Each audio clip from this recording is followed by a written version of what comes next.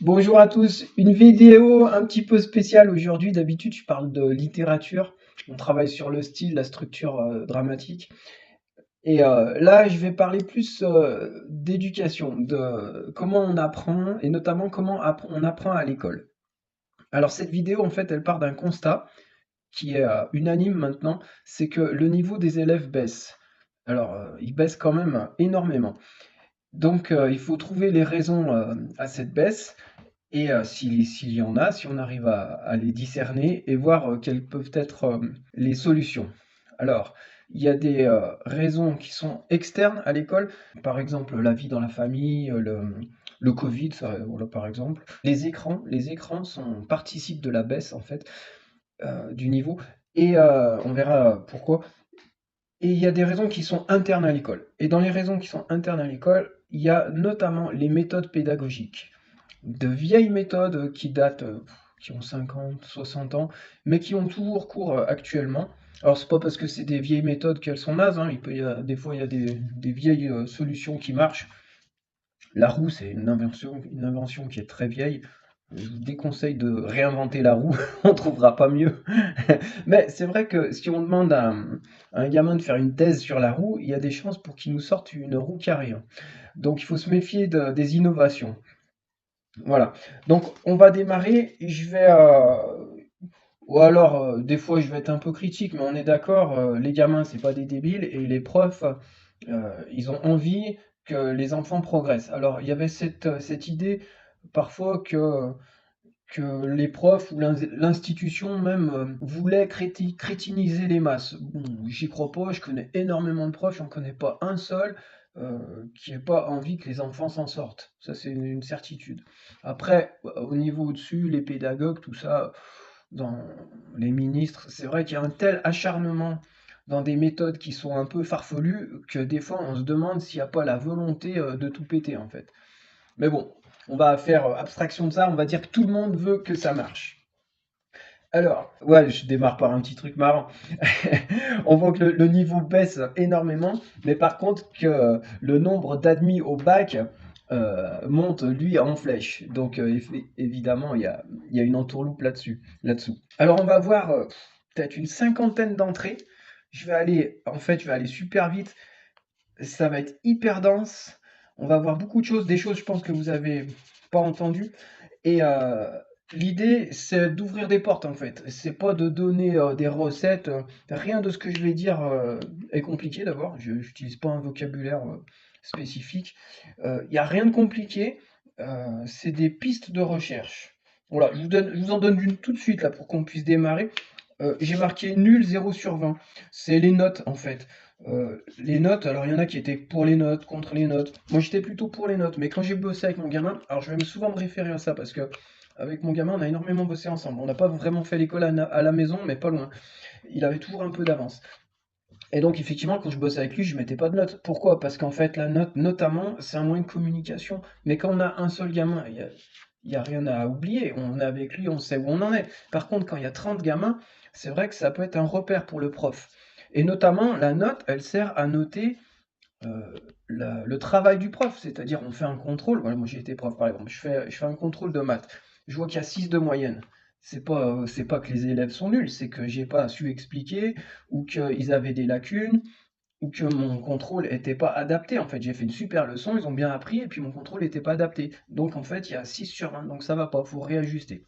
Voilà, donc ça permet notamment ça. Ça permet de communiquer avec d'autres professionnels aussi, avec la famille. Donc, les notes, c'est un moyen de communication. Et ça a un rôle aussi psychologique, c'est-à-dire que ça peut encourager l'enfant à travailler, soit en le félicitant, soit en le punissant en quelque sorte. Il a un 4/20, ça veut dire, oh, tu te fous de moi, t'as pas travaillé, il faut que tu t'y mettes. Par contre, l'idée que je propose, c'est de faire 3 vagues en fait. C'est-à-dire qu'on va avoir les notes jusqu'à de 0 à 6. Je me demande si c'est la peine de mettre des notes. Voilà. Le gamin qui est en dessous de 6, on risque en fait de le bloquer, de le dénigrer. C'est pas forcément psychologiquement très bon, sauf si c'est un accident. C'est le gamin, il a rien foutu, il se tape une bâche, donc c'est normal, il faut qu'il comprenne. Mais le gamin qui n'y arrive pas, peut-être que c'est pas utile de lui mettre un 4/20 toute l'année. Voilà. Après, au-dessus, entre 6 et, 16, on va dire, voilà, tous les gamins, ils doivent se balader là-dedans. Et après, au-dessus de 16, moi, je préconise de jamais mettre 20 dans certaines matières, en fait, parce que ça n'a pas de sens. Il y a des matières, on peut pas avoir 20. Et d'autant plus si, alors mon gamin, par exemple, il avait eu 20 sur un truc, c'était, je crois, de l'histoire géo, mais c'était bourré de fautes. Donc ça va pas. C'était pas parfait. 20, c'est parfait. Bon, il y a des matières où on n'atteint jamais la perfection, hein. Une rédaction, de la philo, c'est pas la peine de mettre 20. Il faut toujours qu'il y ait la possibilité de progresser. Voilà. Donc ça, c'était une petite anecdote sur les notes. Et là, je vois qu'on est à 7 minutes et que ça va être trop long, ça va durer des heures, mais bon, je vais découper, ça sera impossible sinon. Je voulais tout faire en 1 heure, mais c'est impossible. Alors, je vous parlais de deux choses, deux autres trucs là qui me tenaient à cœur, c'était en introduction aussi, pour vous montrer ma façon de procéder. Euh, un, un sujet qui va toucher le français et un sujet qui va toucher les maths. Un sujet, celui du français, où on va voir que le monde extérieur rentre dans l'école et a un impact. Et pour les maths, ça sera l'inverse, c'est-à-dire qu'on verra que ce qui se passe dans l'école, ça a un impact à l'extérieur. Alors, pour le français, c'est le débit de parole. Ça vient de l'extérieur. Ça vient notamment des publicités parce que quand il y a une publicité, on paye à la minute. Donc il faut aller vite. Et les pubs, ça speed. Certains films maintenant aussi ont tendance, surtout les films pour les gamins, le débit de parole il est énorme.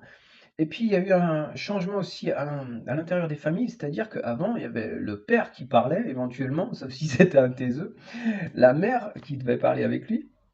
Mes enfants, ils parlaient pas. Maintenant, tout le monde parle à table et en famille. Donc, ça veut dire que chacun doit prendre la parole et puis essayer de la garder. Donc, ça fait que le rythme s'est accéléré. Et du coup, il y a un décalage maintenant entre ce débit de parole et la vitesse de lecture quand on débute la lecture. Parce que forcément, quand on débute la lecture, on annonce, on va doucement, on lit doucement. Si on a un débit de parole qui est trop rapide, ce décalage fait qu'il peut y avoir des problèmes dans l'apprentissage de la lecture. Donc, je préconise de calmer les gamins. Quand ils parlent, il faut qu'ils apprennent un moment à parler doucement. Voilà. Même moi, hein, je vous jure, quand je fais des vidéos, mais on fait tout ça sur YouTube, hein. Quand on fait une vidéo sur YouTube, on a tendance à accélérer. Si on parle doucement, en fait, on accélère la vidéo, on la met à 1,4, et comme ça speed, ça permet de tenir le spectateur. C'est pas très bon d'ailleurs, hein, mais bon, c'est comme ça. Si on veut tenir le spectateur, il faut que ça speed. Euh, Ça pose des problèmes dans les apprentissages après ça aussi, hein. Donc, débit de parole, vitesse de lecture. On voit il peut y avoir un lien, voilà. Et pour ce qui est des mathématiques, je voulais parler du transfert de compétences. C'est-à-dire qu'à un moment, on va apprendre par exemple à résoudre une équation du second degré. Très bien. Est-ce que ça sert dans la vie? Pas du tout, jamais. Moi, j'ai fait des maths, même plus que, enfin, j'ai résolu des choses plus compliquées que ça. Ça sert jamais dans la vie, mais à moins d'être mathématicien. Voilà.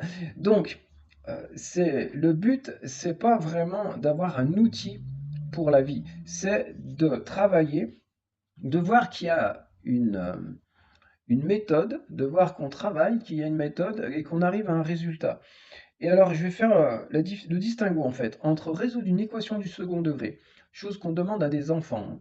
Et puis, quand j'étais prof de maths, on m'a demandé d'apprendre les exponentiels, logarithmes exponentiels, à des élèves qui ne maîtrisaient pas du tout, par exemple, même la multiplication. Ils ne maîtrisaient même pas la multiplication, les fractions, ils maîtrisaient que dalle, il fallait que je leur apprenne les logarithmes. C'était complètement décalé. Et pour le coup, ça ne sert à rien, parce que ça va pas leur servir dans la vie. Et il n'y aura pas de transfert de compétences. C'est nul, ça sert à rien.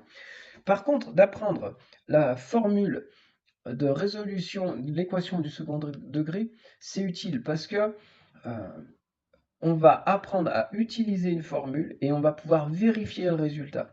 C'est-à-dire que vous voyez la courbe, vous trouvez les racines et vous voyez le résultat. Il est visuel et on comprend comment ça fonctionne.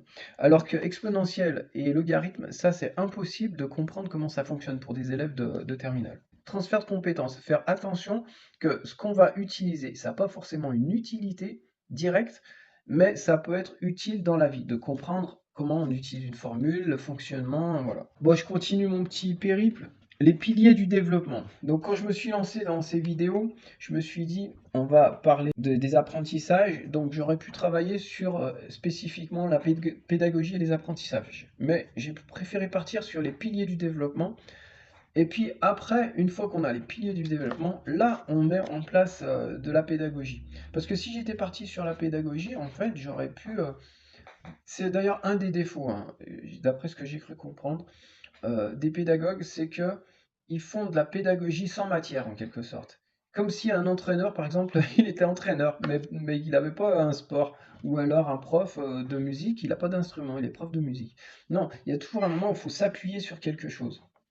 C'est un des reproches qui est fait par les stagiaires, enfin anciennement les UFM, et ils préparaient des séances sans qu'il y ait vraiment de contenu. Ils étaient uniquement, euh, ils s'intéressaient uniquement à la pédagogie, sans qu'il y ait de contenu derrière. Ça n'a pas de sens.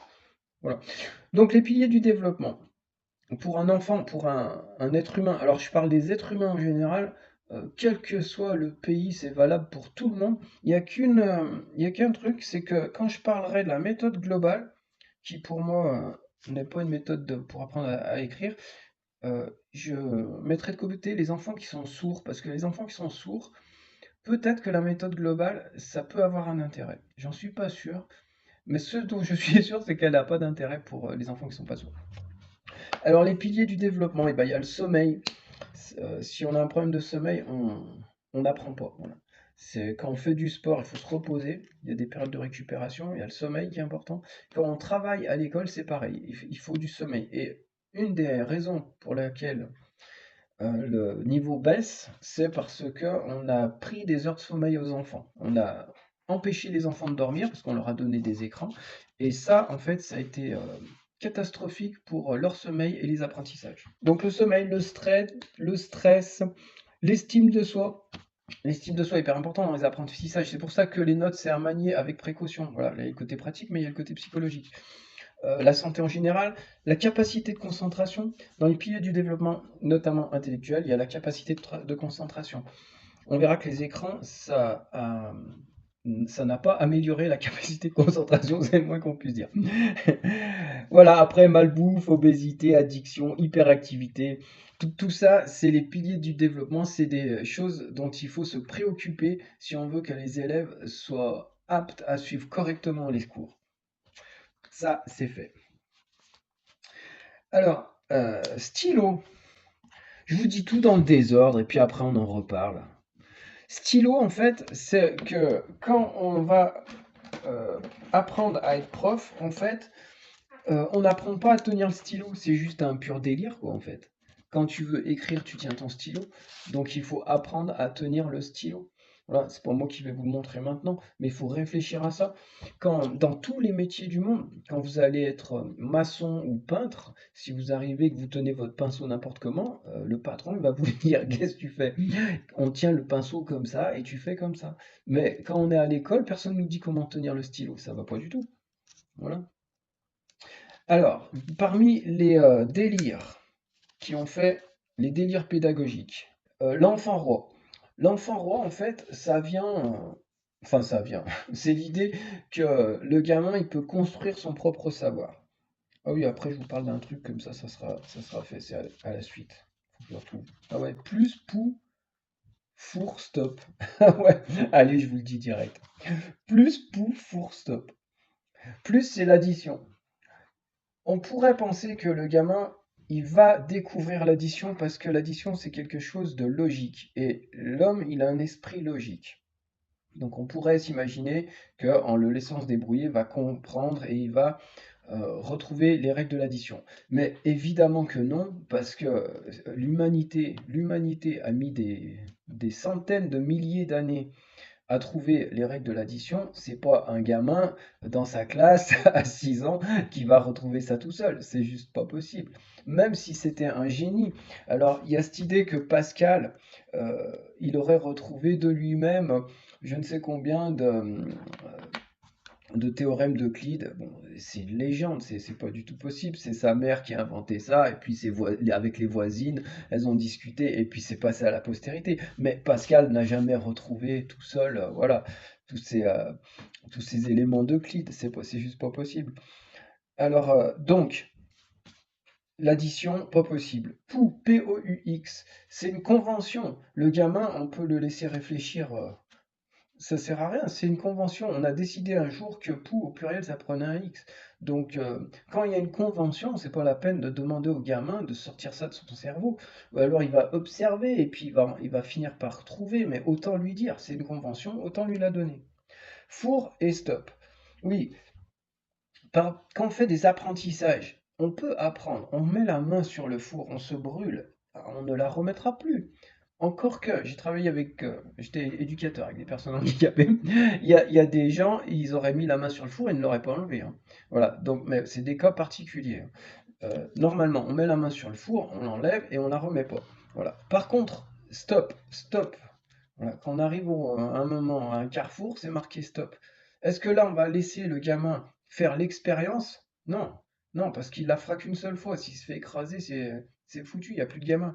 Donc, il y a des expériences qu'on peut faire et des expériences qu'on ne fait pas. Voilà, il y a des conventions, il y a des choses qu'on peut trouver, des choses qu'on ne peut pas trouver. Donc, mettre le gamin au centre des apprentissages, c'est pas aussi simple que ça. Il y a tout un tas de paramètres, voilà, à réfléchir, ce qui n'a pas toujours été fait, hein. Alors, allez, j'ai la méthode globale. Alors, la méthode globale, c'est pas du tout une méthode pour apprendre à lire. Alors, elle a plusieurs noms, la méthode par induction, déduction, ou méthode naturelle. Enfin, c'est toutes les méthodes sauf la méthode du b.a.-ba. Donc, toutes ces méthodes-là, en fait, elles permettent pas d'apprendre à lire. Mais jamais, il n'y a aucun gamin qui a appris avec la méthode globale. Parce qu'en fait, la lecture, c'est un code. Il faut avoir le code. Si on a le code, on lit. Si on n'a pas le code, on ne lit pas. Donc, si le maître, il fait de la méthode globale, les enfants, quand ils vont apprendre à lire, eux, ils feront du b.a.-ba. Ça mettra plus de temps si on les aide pas, mais ils feront du b.a.-ba. Donc, il n'y a que deux sortes de méthodes, hein. Il y a le b.a.-ba et les autres méthodes. Après, on leur donne le nom qu'on veut. Mais pour apprendre à lire, il faut avoir le code. Donc, le b.a.-ba. Donc, j'ai marqué, oui, quoi que fasse le prof, hein, quoi que fasse le prof, les enfants font du b.a.-ba.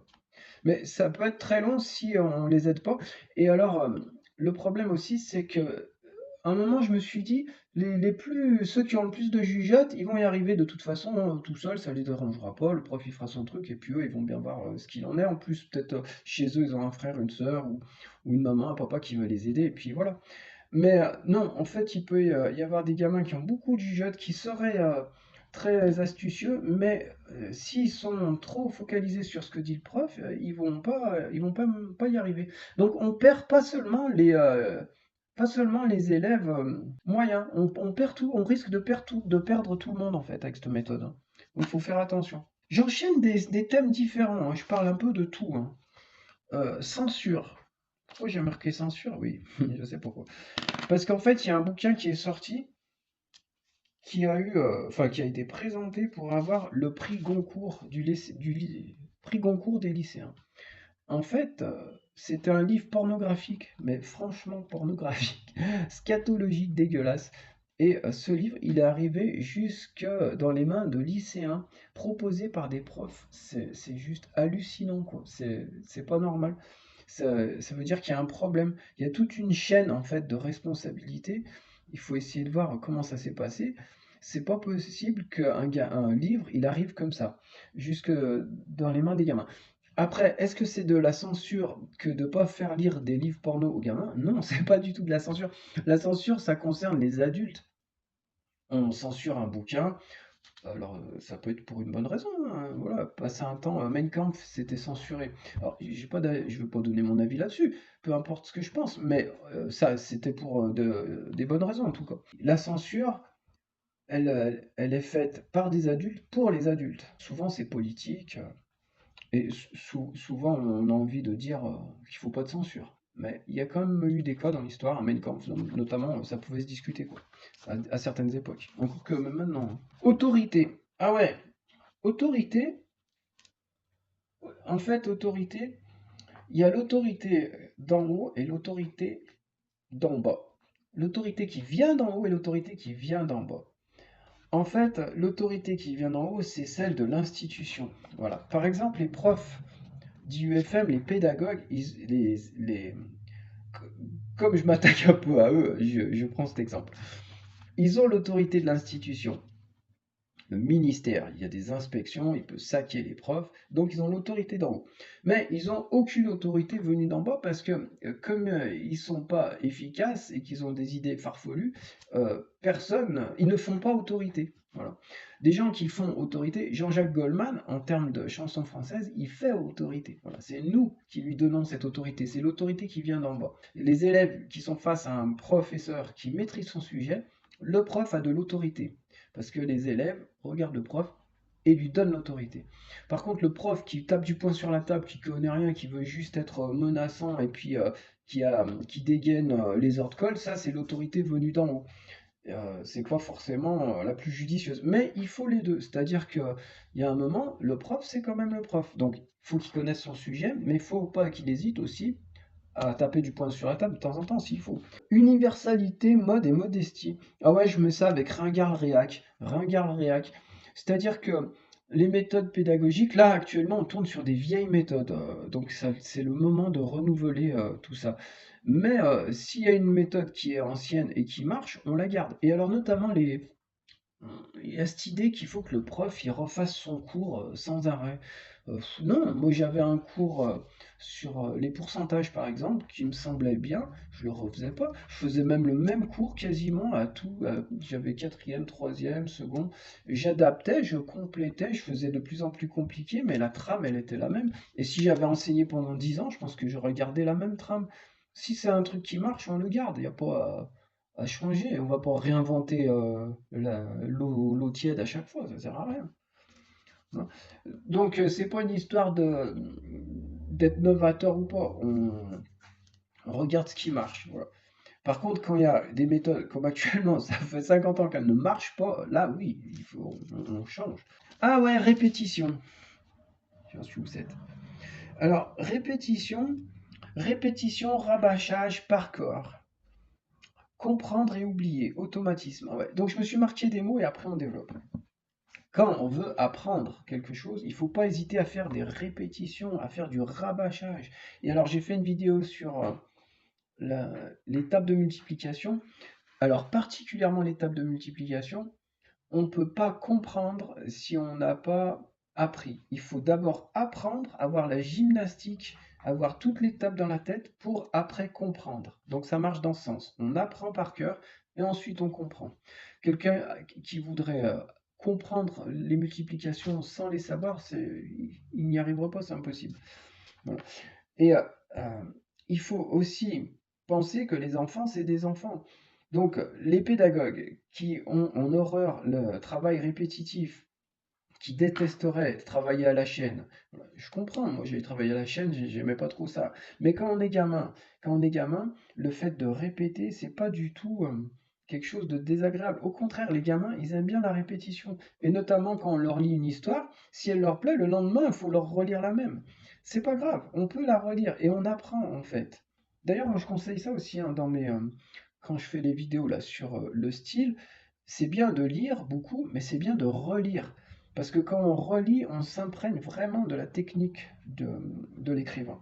Et ensuite, j'ai marqué comprendre et oublier, parce qu'on apprend pour oublier. Alors, là, je prends un exemple dans la musique. Euh, Quand on doit jouer les accords et chanter, et avoir le rythme, voilà, et chanter, il faut s'entraîner, s'entraîner, pour que, un moment, il y ait quelque chose qui devienne automatique et on n'y pense plus. On a les accords, on fait son truc, c'est automatique et on peut chanter, on peut intervenir, on regarde, voilà, le batteur, le bassiste, on est dans le truc, on est ouvert à ce qui se passe parce que, à côté de ça, on a un automatisme qui s'est créé. Et c'est pareil pour la lecture ou le calcul. Si l'ironie, par exemple.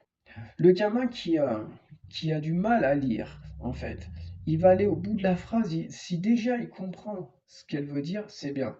Mais si elle est ironique, il va pas comprendre l'ironie parce qu'il aura eu tellement du mal à lire que quand il va arriver au bout, il va l'apprendre au pied de la lettre. Voilà.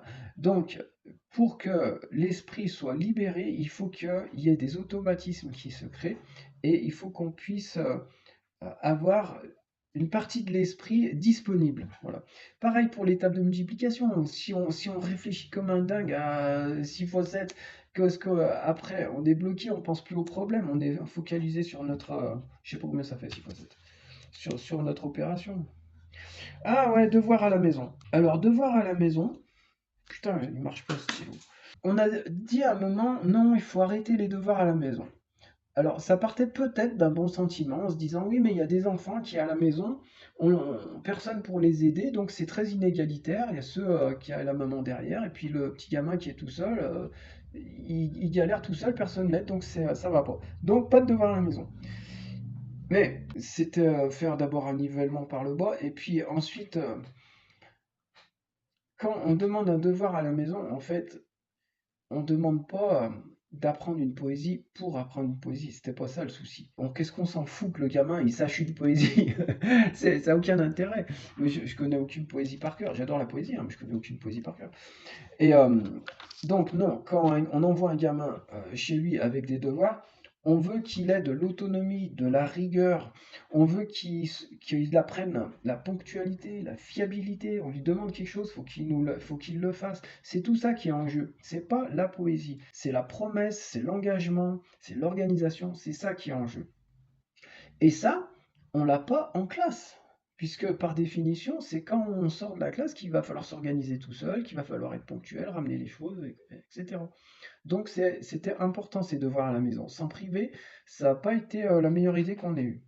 Et alors ensuite j'ai marqué troisième œil, parce qu'en fait, quand on fait quelque chose, quand on dit quelque chose, on a toujours l'impression qu'on s'adresse en fait aux gamins. Non, fais pas tes devoirs à la maison. Mais il y a l'oreille des parents qui traîne et ils entendent quoi? C'est possible qu'ils entendent restez à votre place, on s'occupe de tout. Après, faut pas s'étonner qu'ils s'occupent de rien, les parents. Si l'école est censée tout faire, eh ben, on la laisse gérer. Non, il faut mettre les parents de notre côté. Il y en a quelques-uns qui nous aideront pas, c'est bien sûr. Mais si la plupart, ils sont partie prenante des devoirs, c'est super. Pourquoi s'en priver? Après, on est d'accord, on va pas donner des devoirs une heure de devoir chaque soir, non, le gamin, il a fait sa journée, mais un petit truc, et puis des choses indispensables, voilà, les tables de multiplication, c'est tellement important, il faut tellement les répéter, qu'un quart d'heure le soir, c'est parfait. Un quart d'heure, on lit, on fait les tables, on apprend une poésie, un quart d'heure, c'est rien du tout. Ça se fait. Et même pas tous les soirs, et des soirs où on ne le fait pas. Et en fait, si on travaille efficacement, en fait, quand on travaille efficacement, les gamins, ils ont des capacités de dingue. Des fois, on dit, c'est la fabrique du crétin, c'est des idiots, mais ils ont des capacités de dingue, les gamins. Ils pourraient apprendre 3 langues, ils pourraient être. En fait, quand on dit que le niveau a baissé, on dit que le niveau a baissé par rapport au niveau antérieur, avant, mais par rapport à ce qu'ils sont capables de faire. Mais il y a un monde, un monde. C'est incroyable. Ah oui, alors dans ce qu'on dit et ce qui est perçu aussi, ça, j'ai été choqué. Mon gamin, il a lu un bouquin, je l'ai parcouru. Et c'était un roman, je l'ai parcouru.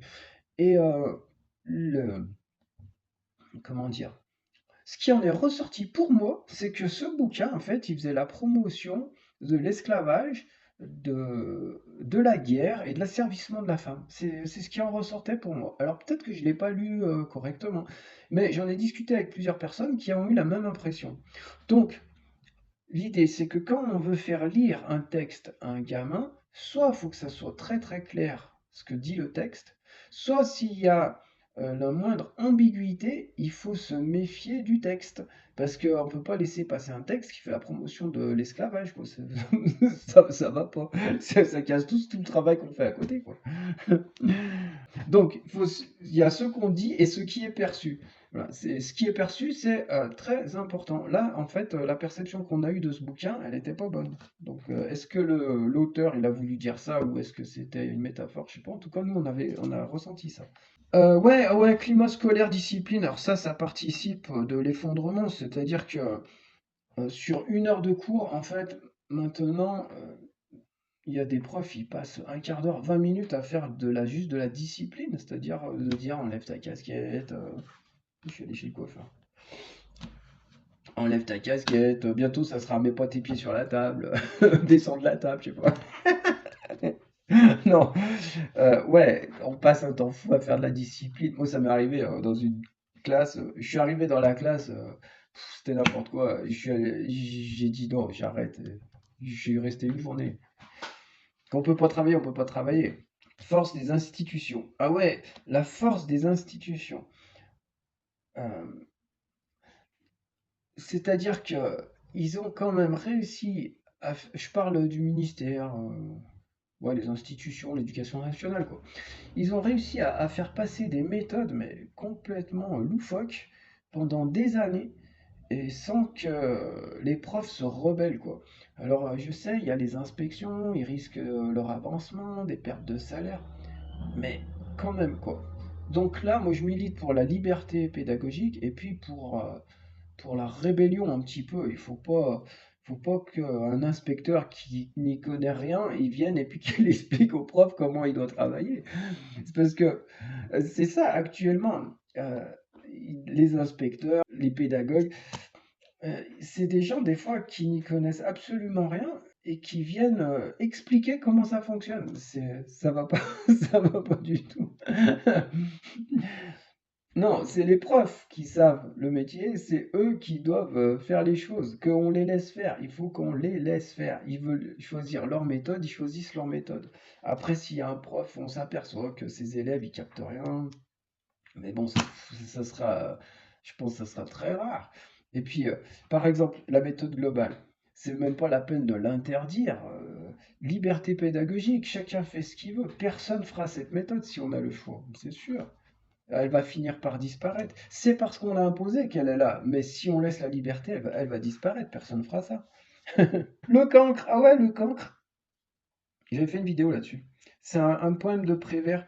C'était un peu le symbole, ce poème, euh, de, du refus d'assumer en fait son statut de prof. C'est-à-dire que, ouais, schizophrénie, j'ai marqué aussi.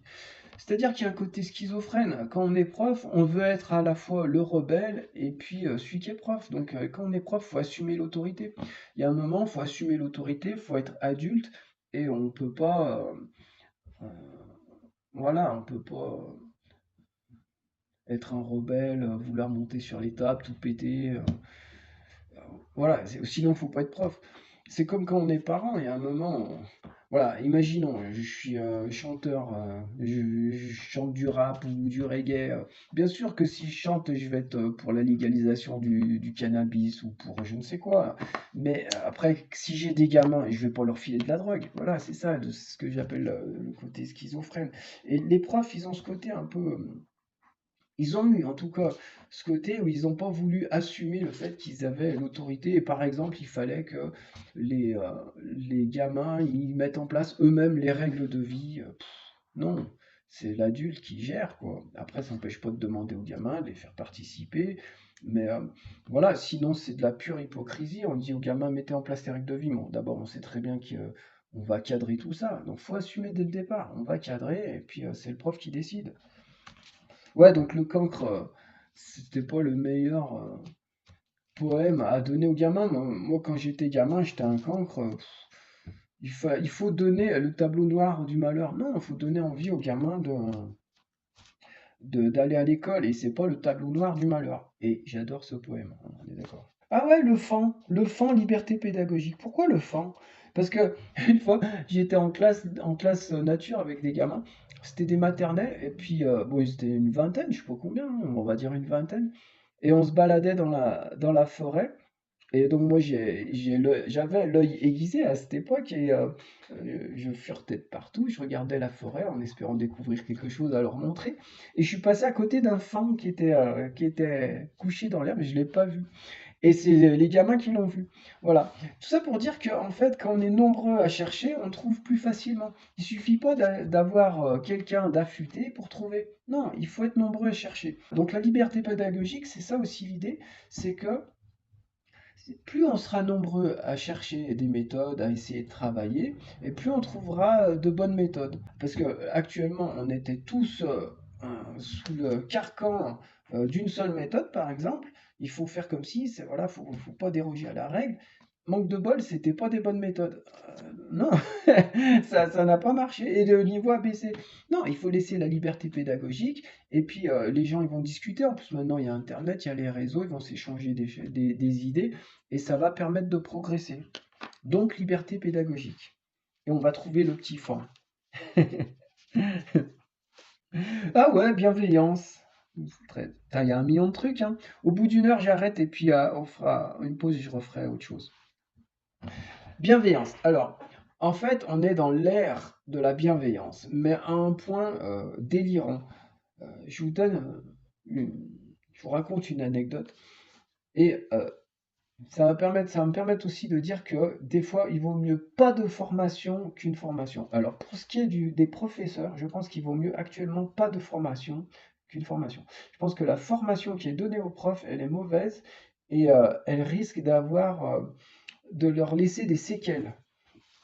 Alors, l'anecdote, c'est quoi? Et je bossais donc avec des personnes handicapées qui étaient à un niveau de dépendance vraiment très haut. Donc, il y avait notamment un jeune qui pouvait avoir l'idée de traverser la route à tout moment. Voilà. Elle se jetait sous un camion, il aurait été capable de faire ça. Donc quand on se promenait avec lui, il fallait lui tenir la main. Et j'avais avec moi un jeune qui sortait d'une école pour être éducateur, il était je sais pas en quelle année, mais on était en stage chez nous. Et il avait tellement intégré le fait qu'il fallait être bienveillant, qu'il fallait pas forcer les gens, qu'il fallait pas les tenir, en quelque sorte. Et parce que aussi, il n'avait jamais eu des cas comme on avait nous. Euh, donc, je lui dis, tu lui tiens la main.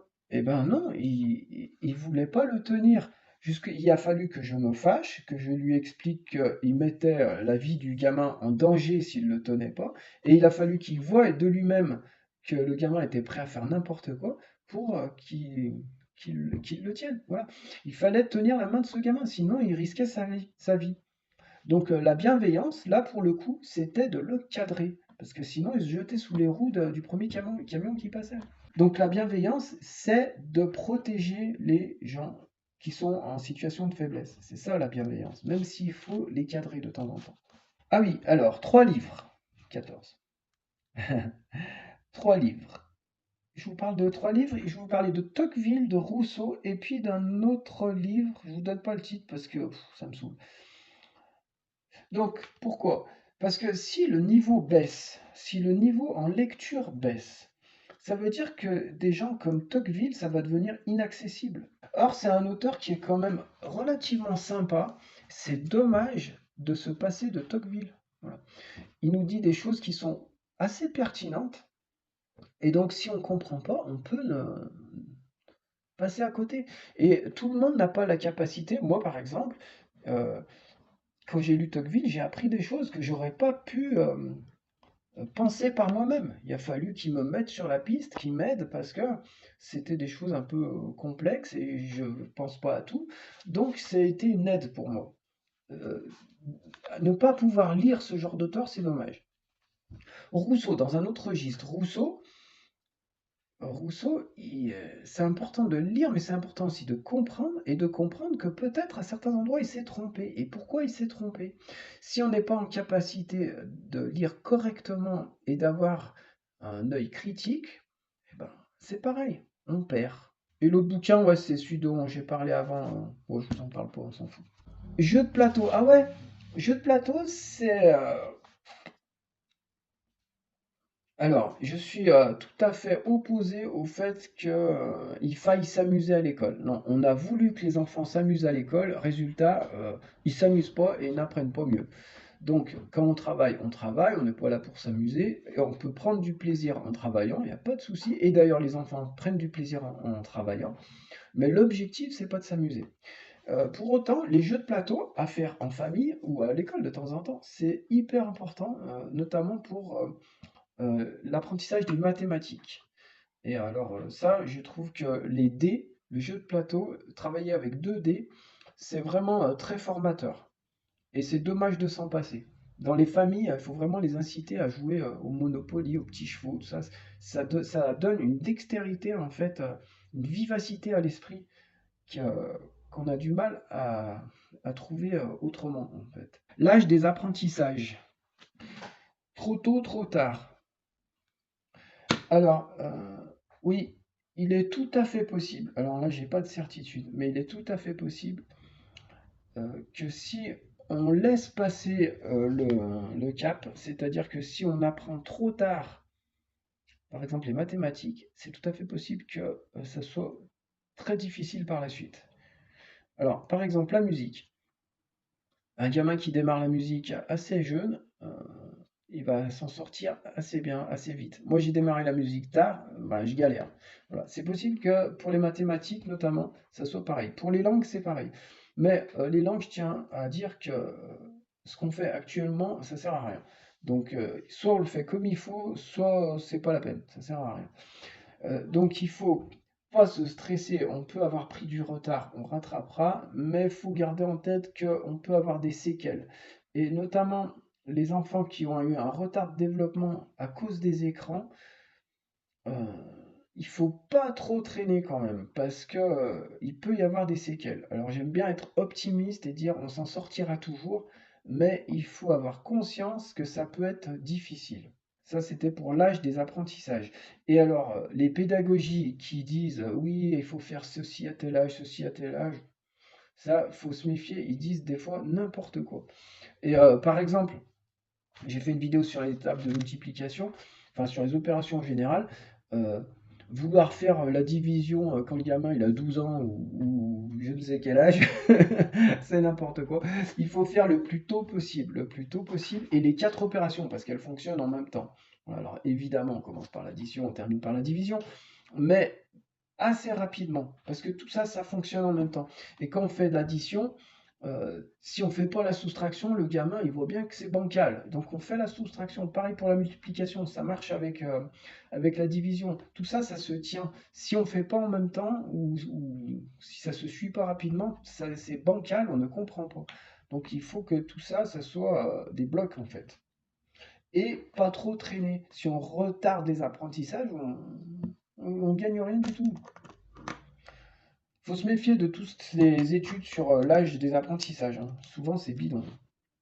Ah ouais, j'en suis à l'âge aussi. Ça, c'est pas mal. Ouais, ça, c'est pas mal. Et après, on arrête.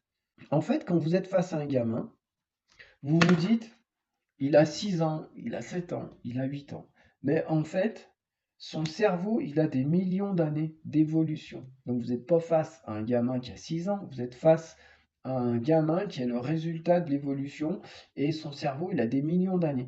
Donc, Donc, il faut en tenir compte. C'est pas vous qui allez arriver là ce matin et qui allez changer le gamin et en faire ce que vous voulez. Non, le gamin, il a une façon de fonctionner, on la changera pas.